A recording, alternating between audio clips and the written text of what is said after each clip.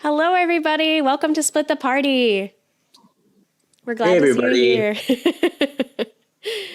here. So we are here with a casual hangout chat. We've started doing these a few weeks ago, and they've been really enjoyable. So definitely interact with us on chat. Let us know what you're thinking and what your questions are. But today we have myself, Darcy, we have Monte, and special guest Dominique, our amazing intern from a bit ago. And Dominique's first published adventure, is that correct? Yeah. Just came out, HEIST on Miracle IV. It's awesome. It's Cypher system. It'll work for any cool spacefaring setting, but it works great with The Stars Are Fire, the art from which is beautifully displayed around us. And just so you all know, we're donating all proceeds from that adventure this month to Black Lives Matter, and we're matching the first 1,000 copies purchased for that. We're going to make a matching donation, and we're really excited about it. So thank you all for joining us. And we're going to have a casual chat, and then we'll maybe dig a little deeper into what goes into making an awesome adventure like Dominique made. Yeah, so Dominique, many of our audience members may not know you yet. Would you mind telling us a little bit about yourself? Yeah. I am a writer, editor, and consultant. I work in fiction and RPGs. I'm also a full-time student. I'm writing a thesis on the representation of non-binary genders in 21st century American science fiction. It's a very long sentence. I said it a lot lately, so I'm getting practice. And I interned at MCG from September-ish 2019 to January 2020. I think those are all the things about me. So what was that like? What was it like being an intern at MCG? Oh, it was so much fun. I got to, I feel like I got to have hands-on experience in not every department, but in almost every department. So I learned a lot about running a business more broadly, but also about what goes into producing games, what makes games happen. Both in terms of the creative process by which those things happen, and also in terms of the administrative work that makes the creativity possible. And I loved getting to be on both sides of that. Cool. Yeah. That's awesome. Well, we really liked having you. You were a great addition to the team. In fact, we were a little sad when you had to leave. Definitely.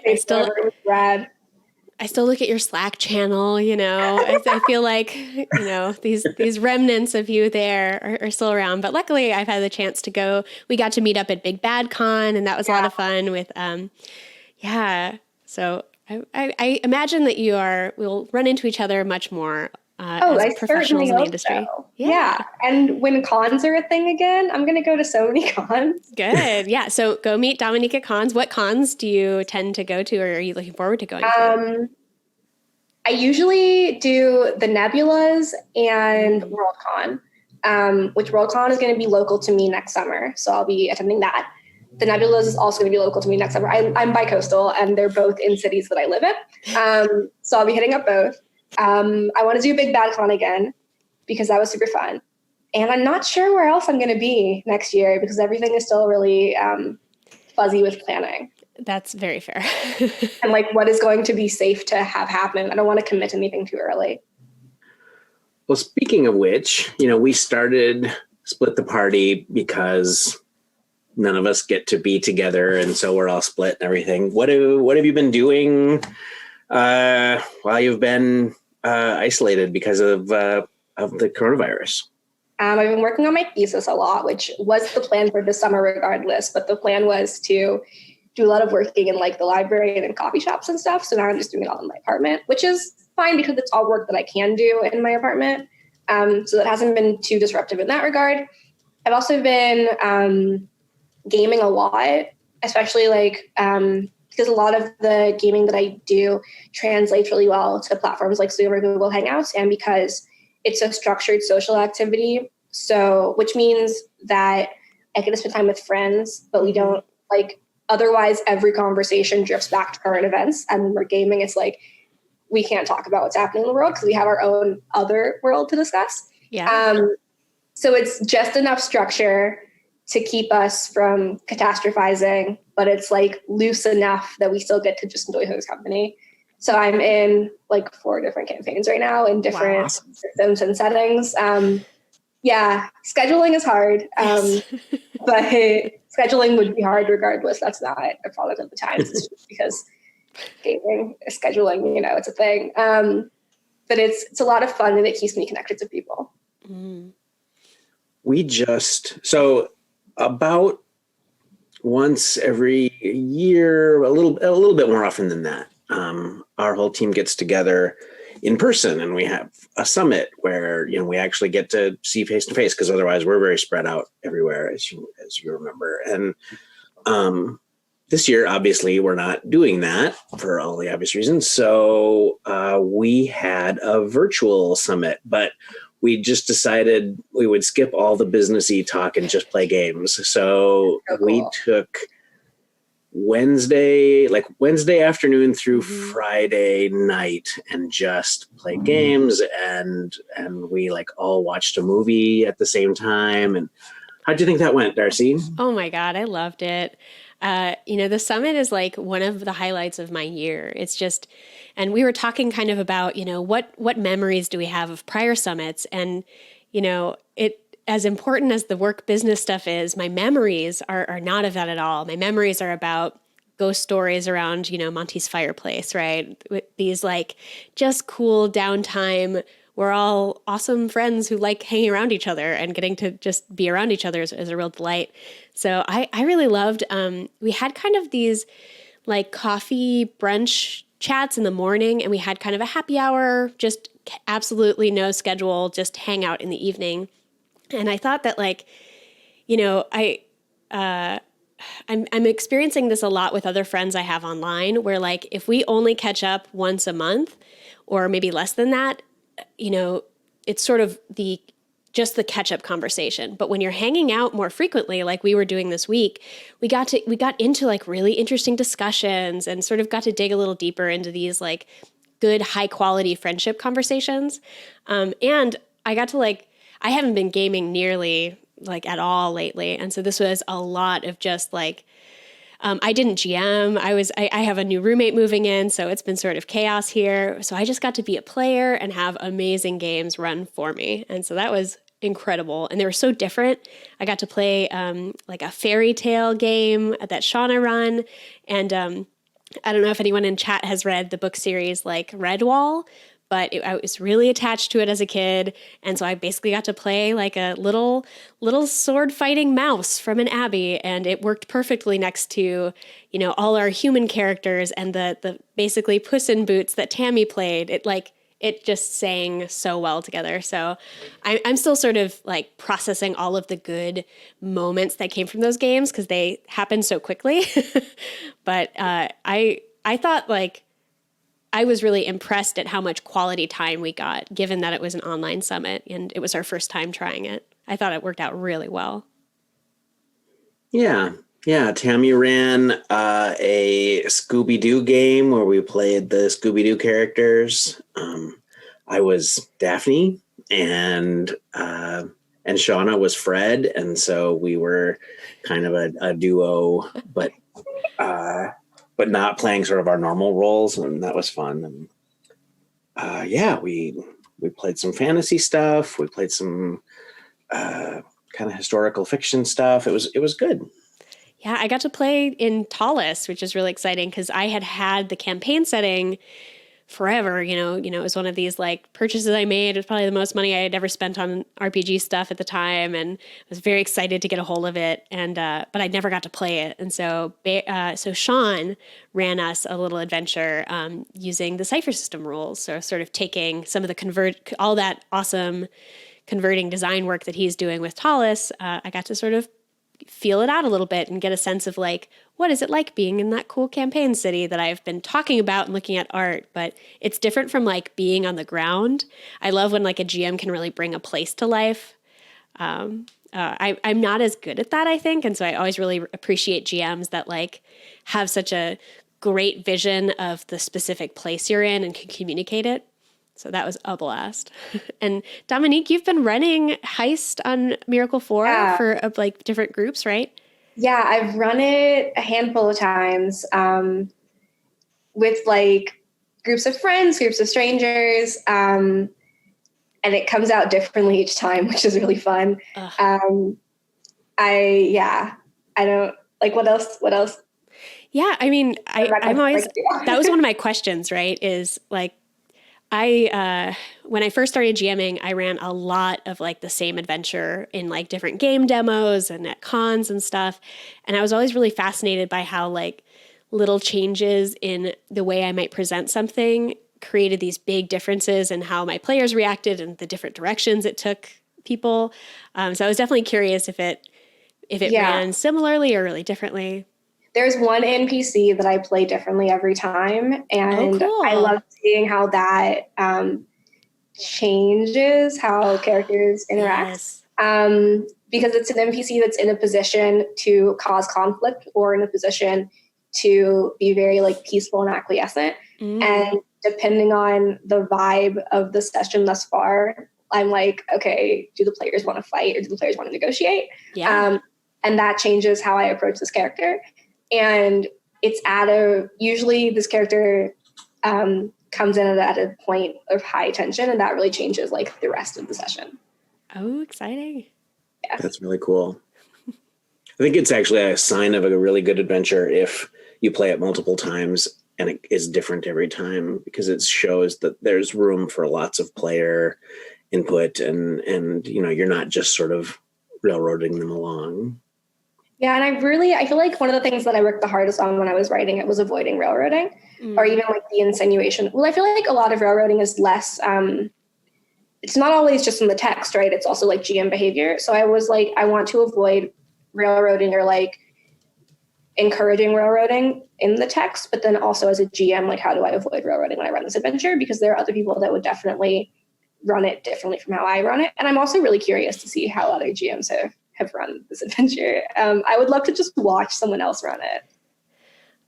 At Metatopia, it is a sort of game design festival. So lots of board game designers and tabletop game designers get together and have kind of early pitches for each other, sort of alpha play tests, beta play tests, and you basically have this lots of different structures to let you play test different kinds of things and things at different levels of completion. And I've heard a lot of designers talk about the sort of the beta play tests where you get someone else you just hand someone the text, they prep it, they run it for people, and you get to sit as a fly in the room and you don't get to say anything. You just sort of have to watch how it happens. And that sounds extremely stressful, but like extremely informative too. So it would be great if anybody in the audience is really excited about Heist on Miracle 4. Run it online. Let us see it. I would love to see, you run it versus them. That would be really neat. Yeah. When I was at WotC, when I was at Wizards of the Coast working on the 3rd edition and the rules were pretty far along, we did the thing where we brought in like 3 kids, like 13, 14-year-old kids. And we put them in this room, we handed them the rules, and then we're like, okay, see if you can play this game. And Wizards has this room where it's for this purpose, right? And so there's a one-way window into it. Oh my God. Really? So you can just sit and watch them. And it was humbling, right? It was all these things that we thought we had done so well or explained so well, and they were just like, I don't know, let's skip that part, and it was very educational. My roommate and I have been talking about how RPGs are kind of such an oral tradition, or at least in our experience.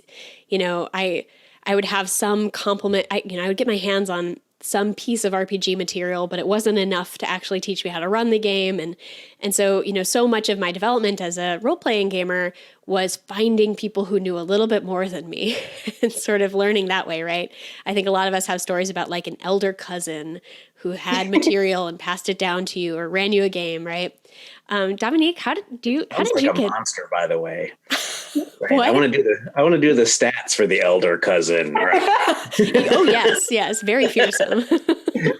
I feel like most of the systems that I am comfortable GMing in, I started off playing in them and learned them from playing them and not from reading them. So like yeah, I feel like a lot of my knowledge, especially with like Cypher system, has been very hands-on in that sense. Where like I didn't start off GMing, I started off like taking the backseat and then learning the rules from that. What was your like first RPG experience? Do you remember? Yeah, orientation week, first year of college. Oh, wow. So recently, within the past 3 years, fifth edition. I'd always wanted to play an RPG and it always seemed super cool. And in high school, I just wasn't like in with the right crowd. Like I didn't have friends that would indulge me wanting to do that. And didn't really have access to like online community to find people online to play with, or wasn't comfortable doing that as like a minor. So I got to college and immediately fell in with like the nerds.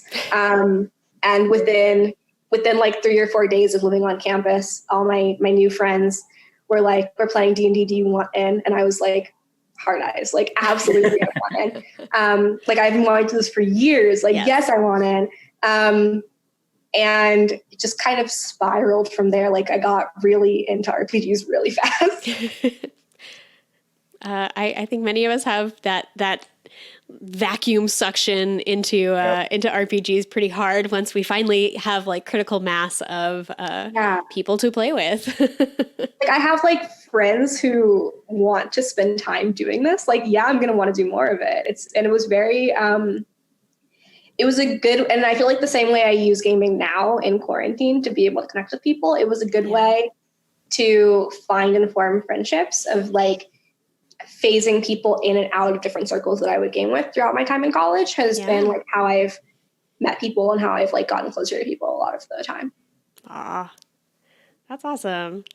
And now you've written an adventure. It's got to be kind of cool to think about like, that adventure, maybe bringing other people into having their first gaming experience. I think I love thinking about the ways, the little kind of serendipitous ways that maybe it's bigger now, but it kind of seemed like a little bit of a small world of RPG nerds, right? Like there's this, I don't know, when I meet another RPG nerd, like in an Uber or something back in the days when that was a safe thing to do, like, man, when I met someone in Chicago who was like, yeah, I'm kind of into RPGs, but I don't know who to play with. I was like, let me network you up. You're one of us now. All I have to know is that you like RPGs.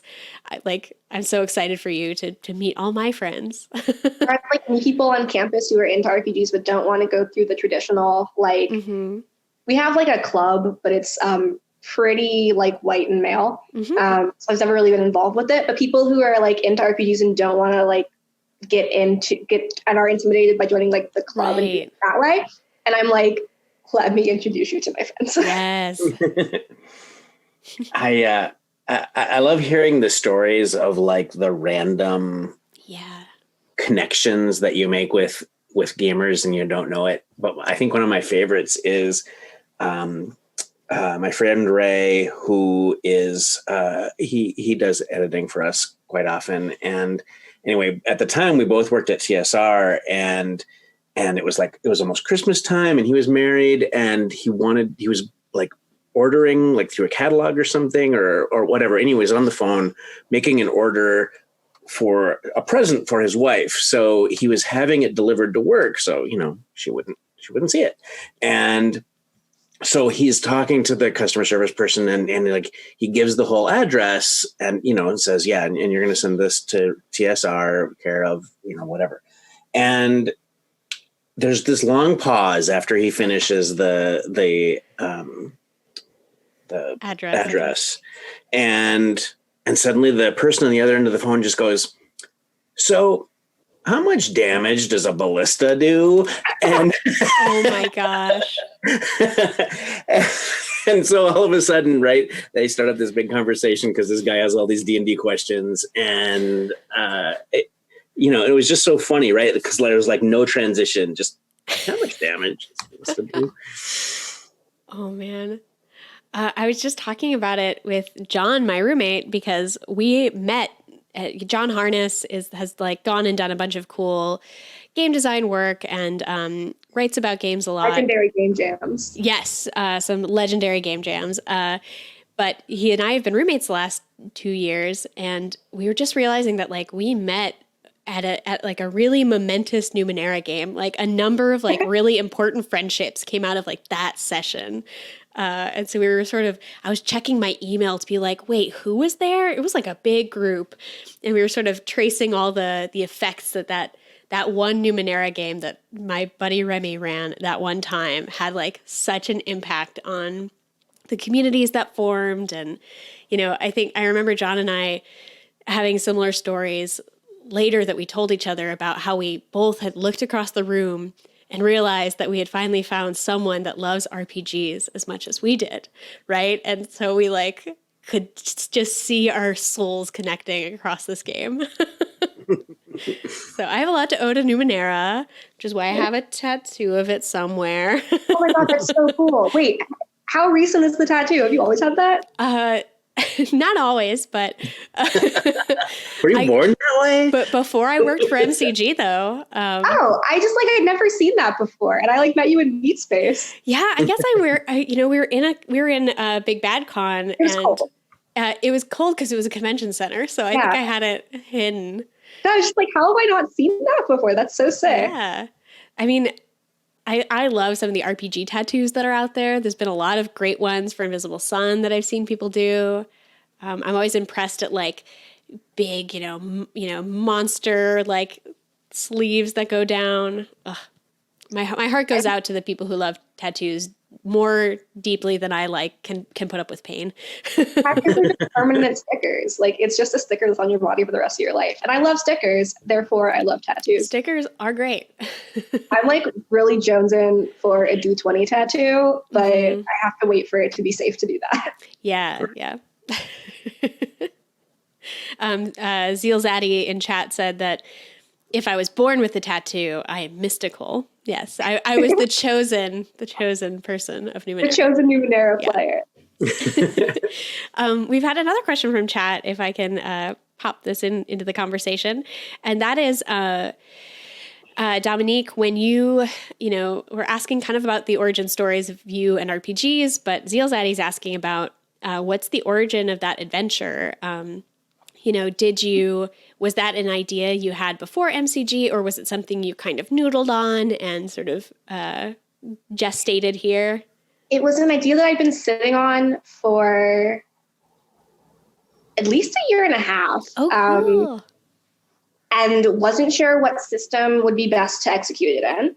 But it was something that I knew that I wanted to run for my friends. I had a group of friends in mind, and I was like, I need to write a heist on a space station for deep.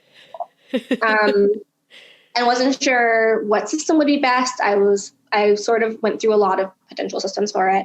Wasn't sure, like, in terms of timeline, when I was going to make it happen. The only constraints that I had was, I was like, well, I have to get this done while we're all still in college, so we're all still when we can play together. And then started working at MCG, and sort of things lined up that it would be possible for me to work on an adventure as part of my internship. And I thought, oh, well, I have this idea. It's a heist on a space station, and the Stars Are Fire just came out, and these mechanics work with what I want to do. I think this is the system that I want to write this in, and this makes the most sense for the story that I'm trying to tell. And talked to Shana, talked to Monte, talked to Bruce, and got a lot of insight from those conversations, and was off to the races. But and like didn't even end up playing it with the people that I wrote it for. I haven't. No way, really? Yeah. I've played it with all of those people, but not together at the same table. I've played it for I've run it for multiple groups of friends, so I've gotten all the people, but not at the same time. Because I wrote it with like a group of 5 people in mind. And yeah, it was just something that I wanted to do for my friends, and I got to run a cool game for some cool people. So that was really all that I wanted to do. Like, I think that putting it out into the world, like, I'm happy that it's a thing that exists for other people to play, but I really wrote it for like my friends from school. Aw, nice. I know there was one of the conversations that you were having was about, or I guess I think I had that conversation with you. I know I've had it with other people who are kind of designing adventures, and that is, when you design an adventure for publication, you have to make sure, how do you take it away from the context of the 5 people you have it in mind for, and you know how they tick and you know it will entice them? And how do you sort of genericize it to where a GM can make it fundamentally hold together even when you have 5 totally random people? I know, Monte, you've talked about in sort of GM advice contexts, like, you know, a GM who knows their players is going to be able to design adventures to them. And that will be like, you know, that's a superpower you won't have that an adventure writer doesn't have, right? Is Right. to know the audience you're writing it for. So I don't know. Did you have to like change things, Dominique or Monte? Do you have any advice for how you take an adventure you're thinking about for your gaming group and turning it into something publishable? What's that process like? Either of you, I guess. I had to be a lot more explicit about tone, I think, and about the tone of how I wanted NPCs played, what sorts of background connections I wanted PCs to have to make it work. Because like I was thinking, like, the people that I'm going to run this for, I'm going to have at least one person who is like a charming scientist who cares too much about robots, right? But if I'm running this if I'm giving this to strangers, like, who's to say that there's going to be someone who deeply cares about the AI on the station? So I had to like explicitly say, like, manufacture some sort of background connection that will make this work. I also just had to, I think in terms of like word count, it entailed writing a lot more than I would have otherwise written, because I could have run it for like my friends from maybe 2 pages of like bullet pointed notes. And it had to be a lot denser because I had to not only explain my thoughts, but explain how I think. Because I can't, like, other GMs won't make the same assumptions that I make. So I had to say, you like, not only like this has to happen, but this has to happen because of this other thing. If that makes sense. Yeah, for sure. When often when we're having internal discussions about this kind of thing, or when I'm talking to people about this, I always say it's like role playing, right? When you sit down to write an adventure, you have to role play the role of the GM who just picked this up and doesn't have any, sort of preconceived notions or background or anything in it. And, and to pretend to be that person, because that, I talk a lot about writer empathy in that way, right? Like, I need to think like the person who's going to use it and not assume that they're thinking like me, right? And so that's usually the way I look at it, is trying really hard to put yourself in the persona of someone who doesn't know everything that you know. And that should be a really hard thing to do, but we're role players, so it's what we do. We have an edge there. Yeah. Especially when, like, I feel like it's the same as balancing if you know something as a player, but don't know it as a character. It's like, I, as myself, know how I think. I role playing as someone picking this up. I don't know myself. Yeah. Right. You have to like have a removal from the facts as you know them.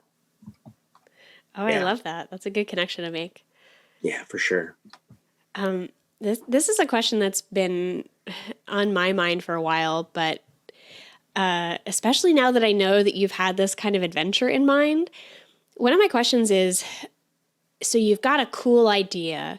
How do you know if it's best suited for an adventure, a campaign setting, or, a full game or a novel, right? Like, lots of, you are a writer, you've done poetry too, isn't that correct? A little bit, yeah. Mostly fiction, though. So you span all these different creative mediums.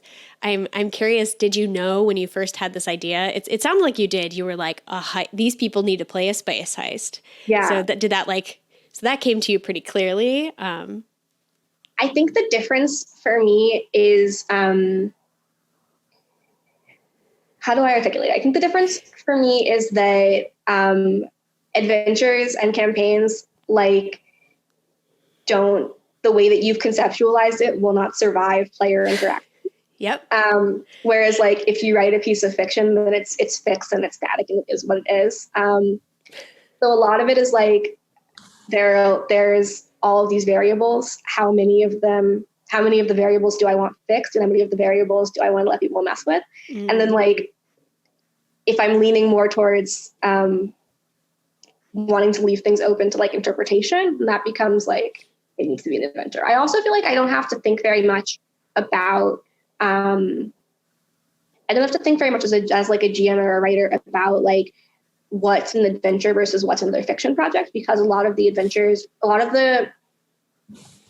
like campaigns that I am running or have run have come out of adventures that I bought and just extended. So like I'm currently running a campaign that came out of an MCG instant adventure that came out a couple years ago. So I feel like I don't have to think about like, would this be better as fiction, because it's already by nature of its creation designed to be a game. Cool. Which is like I don't know, if you're like a newer GM and I need something to start with, like just buy an instant adventure and then extend it to like 5 sessions.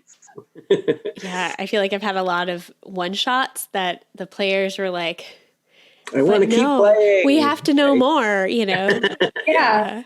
For sure. And like you go in assuming it's going to be a one shot, and then afterwards it's like, hey, how are you feeling? Do you want to do 4 more of these? And then, and then I'm like, okay, let me go write some more content for this. The one that I'm currently running started with the instant adventure Dread Expectations, which oh my gosh, I was just talking about that. We're like 2 sessions deep. There's a lot of drama, a lot of like superhero shenanigans, you know, like flying, acrobatics, punching. And it's so much fun. Oh, that's awesome. Great. Sometimes when I'm thinking about, you know, if I have an idea and I'm thinking about, you know, what should this idea become, if anything, what I try to do is I try to distill down what do I love most about this, right? And if it's like, I don't know, I'm just going to pull examples out of the air here, but like if it's like, I love the fact that it's time travel and the player characters can go to the past and the future. But okay, so already I'm talking about like characters doing all kinds of things, right? It's probably more than just an adventure. That might be a campaign, or maybe a whole separate game or whatever. And if I'm thinking about the idea and it's like, okay, what I really like is this story, right? And and these characters, and there's this big twist and everything, and then that might be fiction, right? Because if you are writing fiction, then you're telling a story, right? And you make the characters, you tell the story and everything. But if you're writing an adventure, you're not really telling the story. You're giving somebody else the tools so that they can tell a story, or a group of people can tell a story. And so I don't know. I think that's the way I think of it is like, you know, I want to serve the coolest part of the idea, right? And that can take on a lot of different forms. Ooh, that's so interesting. I'm thinking about Shana, and maybe what her answer might be for this, because I know her fiction, she writes these like really cool characters who have really, you know, interesting arcs and interactions with other NPCs. And I think like, you know, her characters are so strong in the fiction that I've read. But, you know, as a player, I also think like she brings that, right? Like she, you know, in Kalia in our The Raven Wants What You Have game, and just, you know, thinking about how she journals, you know, and I was hearing, you know, about a one-on-one game that she was writing lots and lots of notes for, right? And so I think that like when she's a player, I you know, I think she's finding, or at least I'm seeing potential resonances between sort of writing fiction or playing a character, right? If character is what you're after, maybe there's interesting ways to find an idea satisfyingly, either by writing a story that explores that character that is the cool idea thing you love, or by playing in a role-playing game, as long as you're willing to have that other authorship, right, bouncing off of you. Yeah.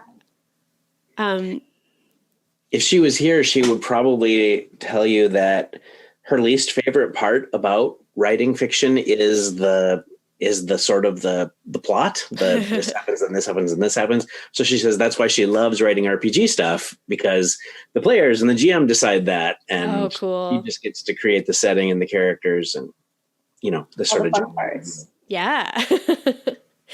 Oh, that's awesome. Yeah, I'd be curious, chat. Someone has a really neat idea.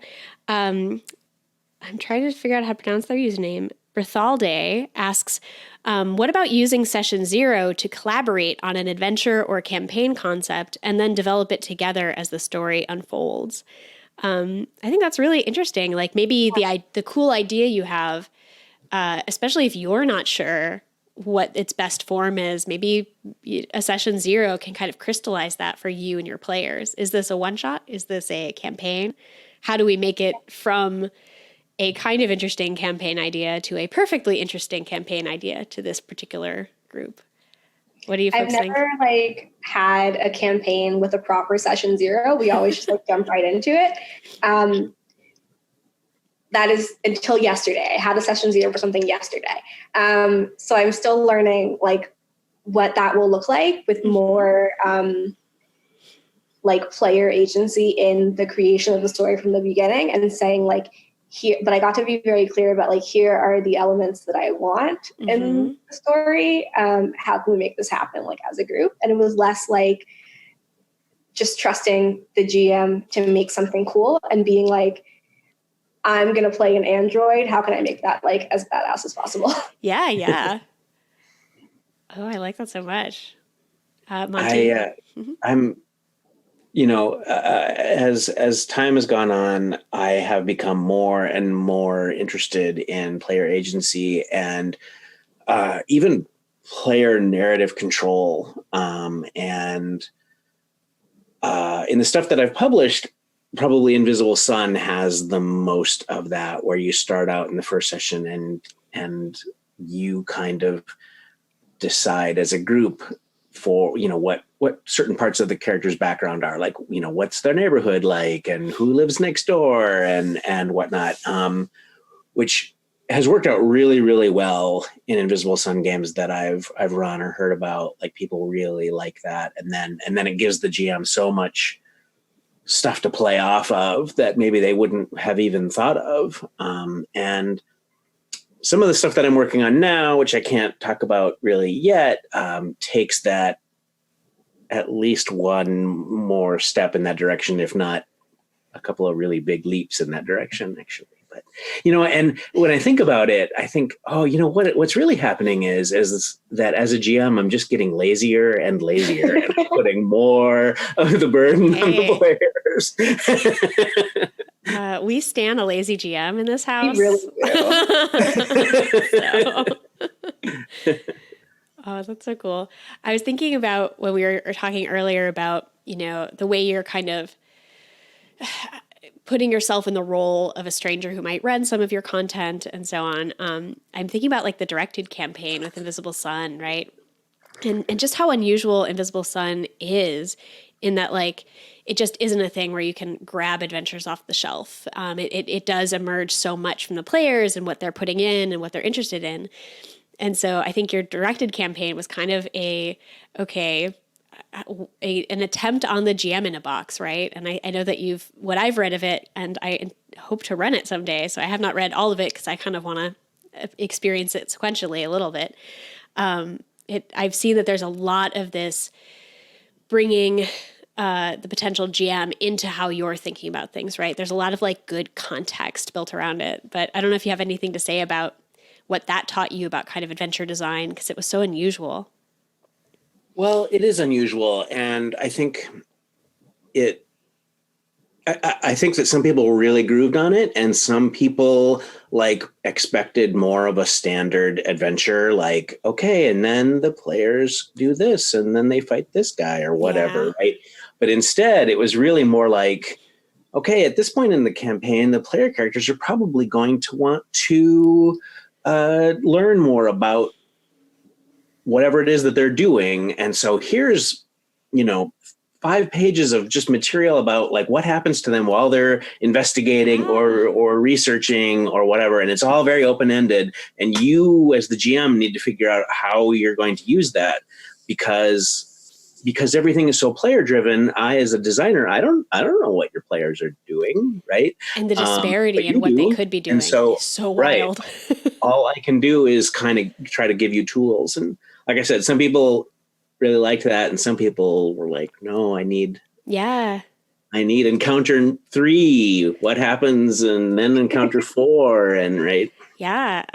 Dominique, have you gotten to play Invisible Sun yet? Not yet. So part of my hesitation to jump into it is that I really want to play with my friends in person. And was like on the verge of making that happen when, COVID. I hear you. Yeah. So that's kind of been put on hold until everyone is like back on campus and then I can have people over again. Mm-hmm. But like, if you want to play virtually, I'm totally game to do that also. I might try it. I haven't run it virtually yet. And I know a lot of really cool GMs have done a lot of really neat setups. And especially folks who are like streaming it have done beautiful, really neat overlays and stuff. But I haven't gone through the work of like, and I feel like Invisible Sun, there's a lot to engage with, and different GMs will kind of, and players will engage differently with different parts of it. And so like, I also feel like I'm going to be very particular about like what I need at my fingertips and what I think I need, what I will tend to show people more. There are some basics like the Sooth deck, right? We all kind of need access to, but we have an app for that. So I haven't gone through the work of like, okay, how would I run it online? But Monte, you've been running online or have started? I've had this long running Invisible Sun game and, then coronavirus happened and we had to kind of shut that down. And so we played other games virtually, but I was very resistant to try to do Invisible Sun that way just because, it's a game that I specifically designed to sort of, be the big cool thing on the table. And so I was very resistant, but my players were, I guess, really, really jonesing to get back to that game. And so we've now had a couple of sessions virtually and it's gone pretty well. It's like anything, right? I mean, it'd be nice to, if the 3 of us were all hanging out in the same room somewhere and having a casual chat about stuff. But we can't do that. So this is the next best thing. Yeah. And I guess I kind of feel that way about running Invisible Sun. I mean, like, I actually think that there are games where playing it online is actually maybe even better than playing it in person because there's some things you can do, but Invisible Sun is not one of them. It's not built around that, right? Right. Yeah. In terms of like things that make games good to run over Zoom, I've been doing a lot of I hope that my players are watching this. I've been doing a lot of like secret side chat of like sending messages to only one player and manipulating who knows what, and the flow of information and letting that have different implications for the narrative of like, what does it mean to intentionally create suspicion within a party? What does it mean to have like a double agent who's talking to the villain over Zoom? That's been a lot of fun. And that's something that I would not have done if I were playing in person because it'd be so obvious to be like, I'm going to pass you a note, but no one saw that. But like, that's such a good point. I was running a one shot of maybe Gods of the Fall or something. And I think it was that because I think someone was the god of lies and they lied about what their domain was, right? And I was confused because it was all emerging from the player and they were texting me at the time. And so I wasn't checking I wasn't, cued into this great idea they had until I checked my phone. And so I almost blew it from the beginning, but we sort of righted ourselves. But it was a really clever idea. But, I still had to keep like my phone out. So definitely would have been much better over Zoom. Yeah. Just like Zoom chat someone, like, how would you feel about working with the villain right now? Yeah. Oh, I love that. And like, I love the art, like getting to show off cool art pieces too. is something that I try to do at the table, but online there's a lot more flexibility, right? Like I can pull a little picture and make it big. I can draw on a map. I do like the kind of visual elements we can play around with when we're playing online. I've also been screen sharing like maps or like grids for combat, which I was never really into using like grids and tokens and stuff for combat when I was playing in person, but online I've gotten more into it for some reason. Yeah, I don't know. I think I agree with you about that. And I kind of feel like either you just, because it's online and you're not really together and there's no table or whatever. And I think you just kind of want to have something that sort of draws everyone's focus and attention together. And so I think like maps and things like that really help. Darcy, I think you were played in the game. I ran a game I think it was just last Halloween, where we did it via a Zoom chat. And the premise of the game was that the characters all worked at this company and you were all having a Zoom chat. And then like there was like some supernatural entity or something, or ghosts were inhabiting the computers. And so I was then like sending people texts, in character, like, that. So like Darcy, I was getting extremely alarming texts, yes, to my phone, to my IRL phone. And I don't know I forget how, you told me how you did it, Monte, I think, but I think you might have had help at one point. But like, because it wasn't coming from me. Right. I had spoofed a thing. So, and it didn't look, Monte wasn't like looking down, but I was receiving creepy texts related to this game. It was very LARP experience. You felt like, I would say like, I think horror works so well when you get to have that like real life anxiety and like creepiness. Yeah. Like I left that game feeling like, disturbed in the way that I would hope to feel in a best case scenario from a horror game. And that would not have worked, anywhere near as well at a table. That worked so well.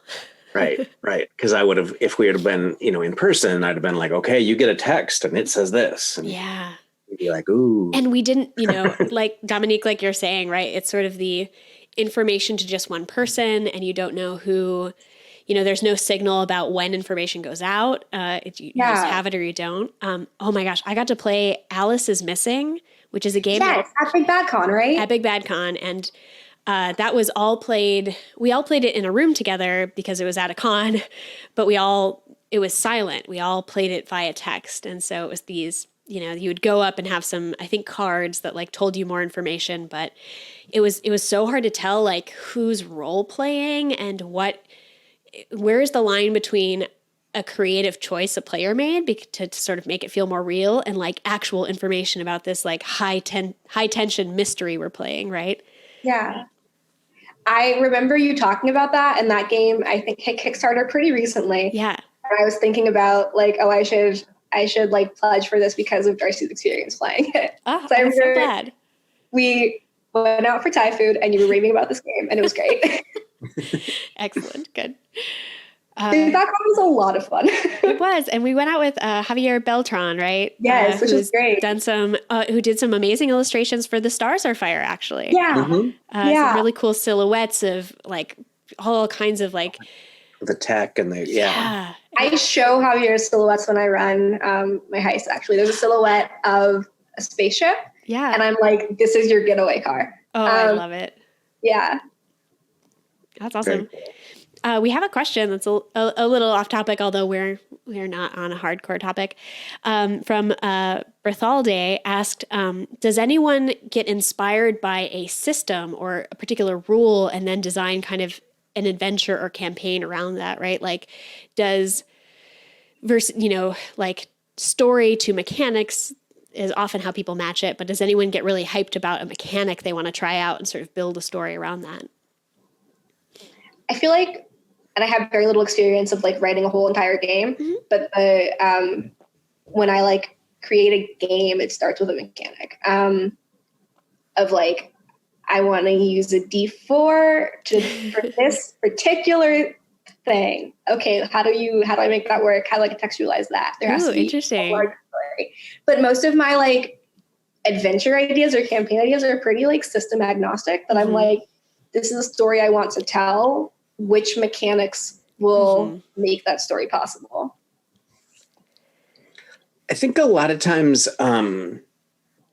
creature design, like when you're writing creatures for whatever game, an interesting way to do that is to think about a mechanic, and I'm talking in very broad general terms, like, I don't know, I'm just going to, again, just pull stuff out of the air, right? Like, what if you're like, I want to have a mechanic where, some people are, on the floor, but some people are for some reason standing on the ceiling, right? And you kind of develop a mechanic for that. And then you're like, okay, so I'm going to create this creature that controls gravity, and it can make it so that gravity is reversed for you, and suddenly the ceiling is the floor for you. And that's a thing that it does as part of when you encounter it. And, so starting with that idea of, here's a weird thing, and that's not exactly mechanics, but like I said, broad strokes, because you kind of have to come up with then the mechanic for that weird thing. How to engage with it, right? How the players engage with it. Yeah. Yeah. Like I remember, when I worked on D&D, there was a whole, obviously in D&D, there's a big thing where like, you look at a Medusa and you get turned to stone or whatever. And I remember thinking, it'd be really cool, like being turned to stone, that's kind of boring. What if you were half turned to stone, right? And so you could still kind of, half your body could move, but the other half was like really heavy and couldn't move and was stone. And so, I made sure that turned half of you to stone. Yeah. This person is saying that they felt that like the rule system from the Stars Are Fire are inspiring a lot of them. And, I can absolutely see that. I think, if I pick up a game book and it's telling me the kinds of stories that'll really sing, I'm starting to be inspired about the kinds of stories that will really take advantage of these rules or let them really sing. So I can totally get seeing inspiration from mechanics as well. Golden Sky Stories is a very charming little Japanese game about playing forest spirits that occasionally masquerade as humans and have very low stakes adventures, like the cherry blossom tree isn't blooming on time. That's the adventure hook, right? Like, or, it's extremely adorable. And so its mechanics are a lot about these, how you represent relationships between the PCs as well as like the player characters to the town. So like the town itself is sort of mechanically contextualized as another character you can have a relationship to. And so I feel like that has inspired me a lot to think about like ways to show the characters how the town's people, the town's animals and trees are sort of responding to them differently. So I don't know. I feel like often I get inspiration for maybe not a whole adventure, but definitely for little moments on how to make those mechanics come to life or what they inspire in me. Yeah. That's a good question, though. I'd be curious to hear from other people about that. Yeah, so we're almost at an hour. I was curious if anyone. So fast. I know. Yeah. I feel like I really enjoy sharing kind of media recommendations if folks have them, just for things to kind of brighten their days in between Split the Party. So I don't know if there's any. Yeah, I know you're all focusing your life around this little stream. They're just waiting for the next episode. I am. So if there's anything that's like been making you happy or kind of a media recommendation you have, I would love to maybe leave our listeners with a couple tidbits of joy in between. Have you watched any cool shows or read any cool books, Dominique? Yeah, I'm doing a lot of reading for my thesis lately. I read Autonomous by Annalee Newitz a couple weeks ago and was really into it. Something that has space station heisty vibes and sort of inspired Miracle 4, Neuromancer by William Gibson. Oh, heck yeah. Yeah. Nice. That heist is much different stakes, much larger scale, but I read Neuromancer and I was like, okay, I'm writing a space heist someday. And then a couple years later, actually wrote it. And I'm also currently 2 seasons deep into rewatching Scandal. If anybody wants to hit me up on Twitter about that at Dominique Dickey, I'm always down to talk about it. Excellent. Nice. How about you, Darcy? Oh, okay, I'll go. I feel like so yesterday was a bug hunting event in Animal Crossing, which I have not been playing a lot recently, but was just got me back on my Animal Crossing BS, frankly. It was just extremely peaceful and just what I needed. So catching bugs in Animal Crossing, thumbs up. I've been doing a lot of like riding my horse in Red Dead Redemption 2, just riding it, because I finally got to the part of the game that like becomes nonlinear, and so you can just wander around, which is what I'm there for. So I've just been riding my horse around and turning the cinematic camera on, and that's been very lovely. So I've been into those.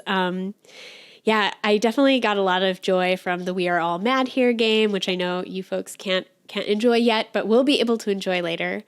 Yeah, and then I guess one other thing is an old recommendation, but Battlestar Galactica is a show I watched primarily on a tiny phone in a hammock at my house in college, my house with 7 other women in it. And so I watched on this little screen, and I recently was back in the suburbs with my family, and I introduced them to it, and they really don't watch a lot of sci-fi at all, but they were both very compelled, I think, because there's all these like, family relationships and all these like cool characters. So it's just like a really compelling big cast. And so I got my dad and sister started on Battlestar Galactica, and it's a delight to go back to. We just finished Devs, which is this really cool sci-fi series. And one of the things that's cool about it is that it's 8 episodes long. There's not going to be any more. And so it's not a huge commitment. I will say, like, if you're looking for something that's super action packed, this isn't it. But it takes its time, and it tells this really kind of interesting story and explores a lot of really kind of deep philosophical things about the meaning of life and everything. And, and I didn't know anything about it going in, and so I'm not going to tell you anything about it. Just watch it. Just watch it, yeah. And then now I'm rewatching, but Shana is watching for the first time, Dark, which is on Netflix. It's a German TV series, and again, I don't want to tell too much about it because it's one of those shows that like you're like, oh, that's what this is about. And then a couple of different times, and it's, oh, that's gonna, it's kind of like that, but it's really, really well done, and very moody, and has really great music. So cool. And let me also, there's I think I've mentioned this once before, but I'm rereading it now. There's a comic series called Monstrous by Marjorie Liu, and it is fantastic. It's beautiful. Really cool world building. Love it. I have the first book of that, but I'm having like the bi-coastal problem of I'm in Baltimore and it's in LA right now. Oh no. No. And I really I keep wanting to pick it up and then being like, oh, it's not here. Oh, yeah. I definitely find myself like just sitting with the pages of it and just like letting them, just like I spend a lot of time just kind of looking around the page and like appreciating it because it's so beautiful page by page. Definitely recommended. Cool story, weird characters. Gotta love it. I got the most recent collection of it and started looking at it and realized, this story is so complex and there's so many characters and everything. I don't know what's going on. And so I had to go back and reread them all, which is awesome, right? Yeah. I'm so glad, right? Awesome. Well, enjoy all of that, folks. We'd love to hear in comments or in Twitch chat later on, or vice versa. Whatever's making you happy this week. Thank you so much for joining us, Dominique. Folks, thank you for having me. Yeah, go check out HEIST on Miracle 4. I'm going to put it in chat again. It's awesome. read it. All the proceeds are going to Black Lives Matter until the end of the month, which is coming up soon. And we are going to make a matching donation for the amount up to the first 1,000 copies, which is like a ton of copies. And I think we're rapidly approaching last week. So I don't know where we're at, but like we're almost there, I think. Help us So hit that's it. really That would make us happy. Yeah, check it out. Dominique, you're amazing. Thank you so much for joining us. Everyone go follow Dominique at Dom S. Dickey. Go check out their website, dominiquedickey.com. They are for hire. They do amazing work, and you can hire them for it. Go do it. All right, everybody. Are you working on anything else, Dominique? Good question. Yes. I'm currently writing for Sea of Legends, which funded on Kickstarter recently. That's all that I could talk about. There's no stuff in the works. Totally understood. Excellent. All right. We will catch you all soon. Thank you so much, everyone who joined us live in chat. And thank you, everybody who's watching later on YouTube. Stay safe, everybody. Adios, y'all.